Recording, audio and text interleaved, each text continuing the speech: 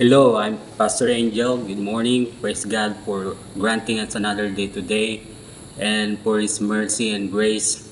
Well, students in some areas are already returning to school today. So, God bless to our students, to all students. Brings joy to share a devotional message. So, our devotion continues. I pray that the Word of God will speak to you in the same way it spoke to me. So allow me to share a brief devotional message. Today we're going back to the New Testament.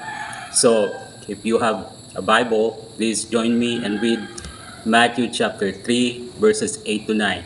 Matthew chapter 3 verses 8 to 9. So join me as I read Matthew chapter 3 verses 8 to 9.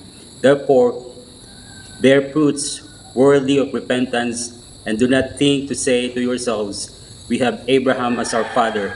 For I say to you that God is able to raise up children to Abraham from this stone. The religious leaders must have been shocked when John described them as a group of vipers. He told them to demonstrate through their actions that they had truly repented. Some rabbis thought that all children of Abraham were destined to be in heaven. Jesus and John the Baptist both made it very clear that this was not the case. Each person has to truly repent, which would result in a changed life. It's a truth that applies to all of us. I'm sure you've heard this before. Repentance isn't just about crying, it's about changing your ways. Just because we participate in religious activities and being respected as religious doesn't make us righteous in God's eyes. Perhaps you think you are too bad to come to Jesus and follow Him. Those who think they are too good are the real problem.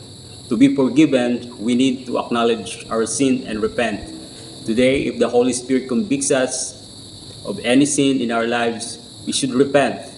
Allowing God to change you daily will bring you more joy and freedom.